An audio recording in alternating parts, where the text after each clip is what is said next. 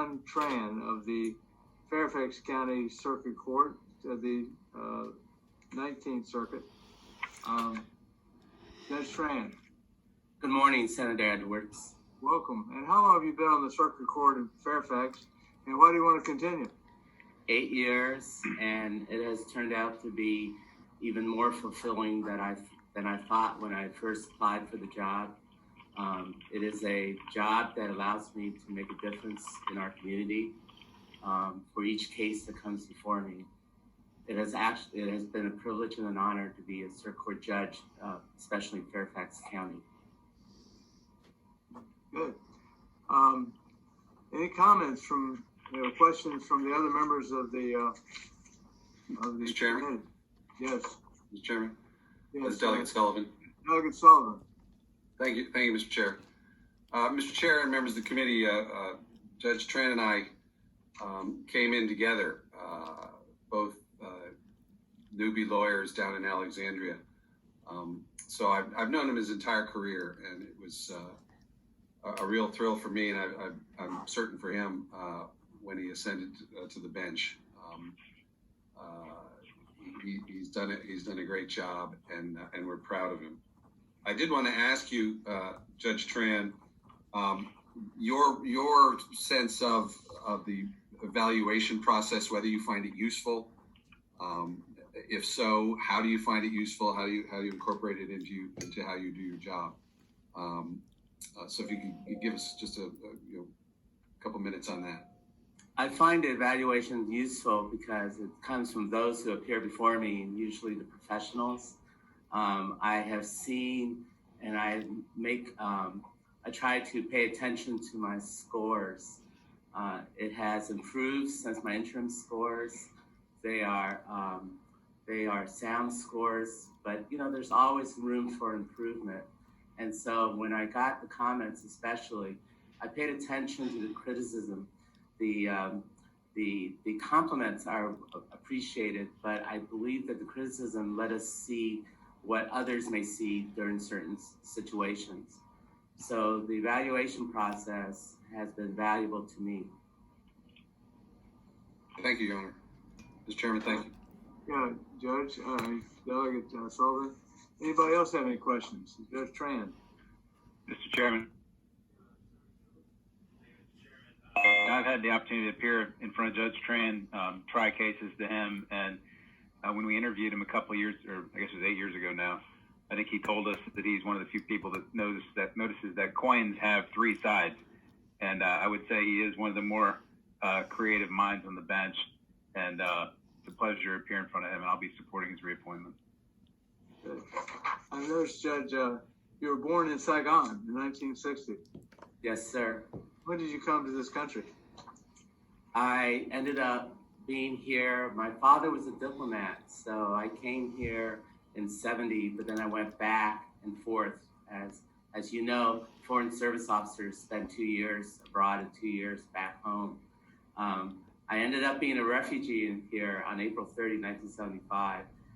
We were here on our way to another place, and Saigon failed at that time. So I've always said that I found myself stuck in Arlington, Virginia, and if there's any other place to be stuck in the world, Arlington, Virginia, and Northern Virginia is the best place in the world to be stuck.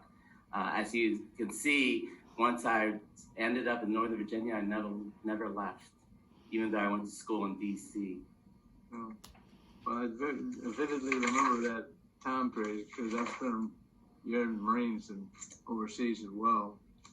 And Iwakuni, Japan, and Fukushima, Okinawa. I spent 1 day in Da Nang. That's all. So delighted. You're doing a great job. We appreciate your really good work. Anybody else have a question about the judge? Okay, thank you very much, Judge. We appreciate your service. Look forward to your continuing service. Well, you're welcome. Senator Edwards, I apologize. There are some citizens that asked to speak.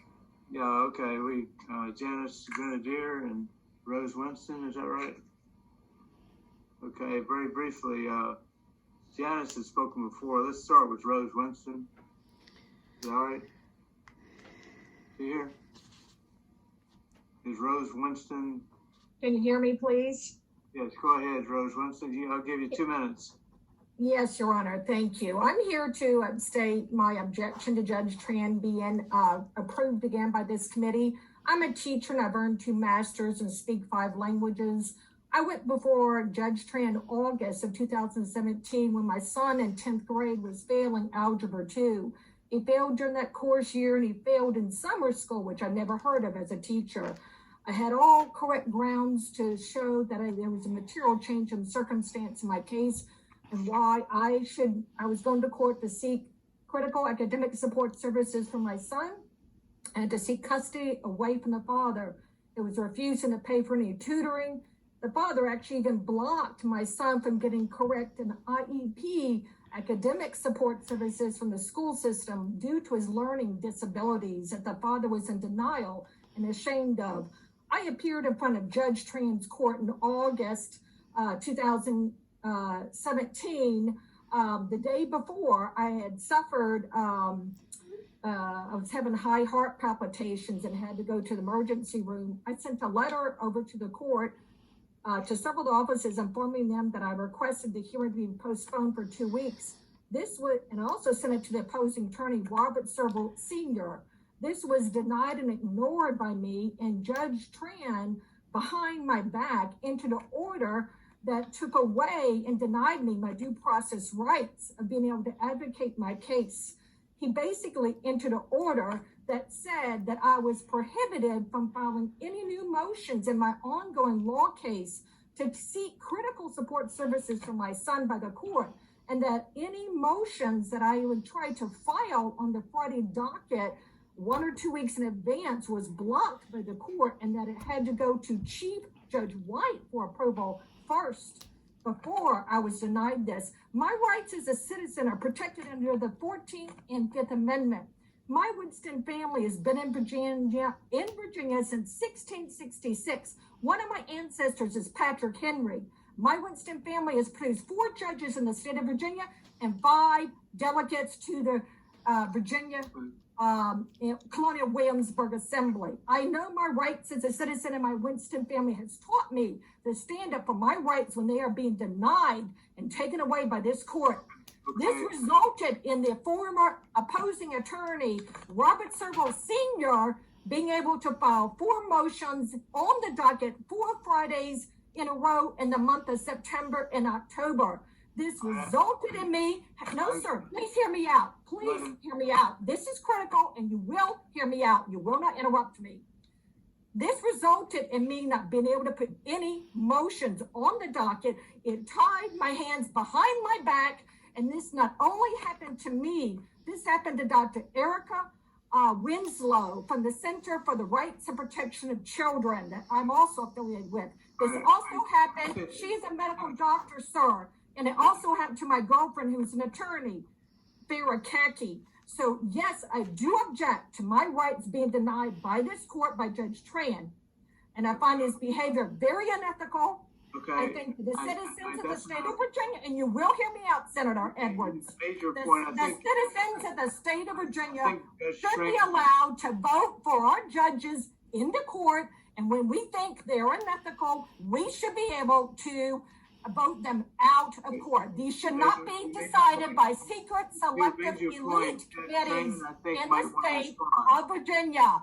The citizens, only Virginia and South Carolina are 2 backwards. Judge, I think Judge Tran might want to respond. Is that right, Judge Tran? Yes, I have a copy of my September 1, 2017 order, which I would be glad to share with the committee. I simply precluded Ms. Winston's ability to set a hearing, not file motions, as is clearly set forth in my order. Her custody case was heard by another judge of this court. It was scheduled within a couple of months. She had been repeatedly setting hearings. And so I just precluded her from setting another hearing unless she got permission from the chief judge. I don't recall why the chief judge was involved in that decision, but I suspect it's because there was also a pending request to have her trial judge changed. I was not her trial judge. I did get a request from her letting me know that she had some medical issues. That was on a Friday. My docket started at 9. I didn't get the request until right before my 11:30 docket. By that time, opposing counsel had shown up. And it was clear from the record that many of Ms. Winston's requests was directed towards the change of custody that she wanted. And I was not the trial judge, so I couldn't have made a decision with respect to the merits of her claim in any event. So if you have any other further questions, I'll be glad to answer them. Anybody have any questions for Judge Tran? Okay. The Janice Grenadier also, but she's already spoken. And I would like to speak again. And last time I saw Judge Tran, last time I saw Judge Tran was in his law office with DiMuro Ginsberg. I asked him about his inclusion and his cooperation with divorce lawyer Ilona Grenadier and her gang against me. She lied in court. He empowered her and in documents lied in court and lied in court documents. I asked him because Michael Stewart had been hired. His job was to rape me, drug me, and get sexual inappropriate pictures, rape one of my girls, or to plant drugs on them or in my home.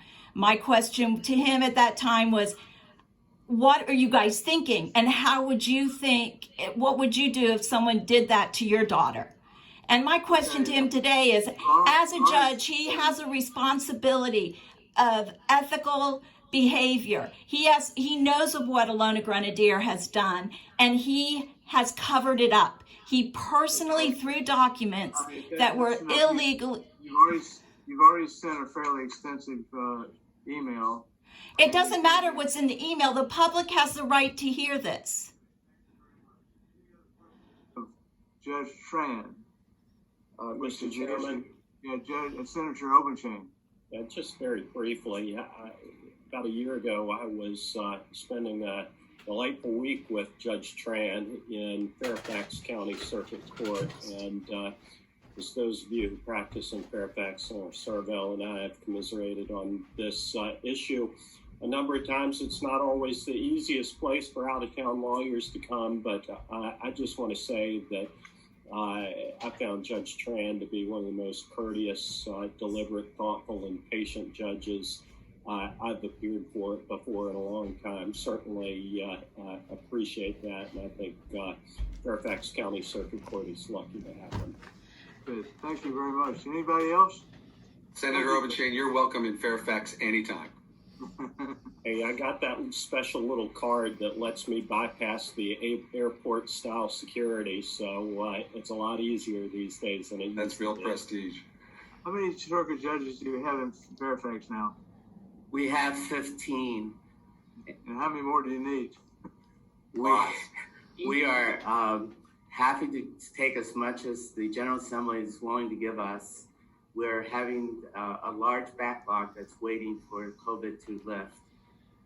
And we're losing a very experienced chief judge soon, but we will deal with what we have been given.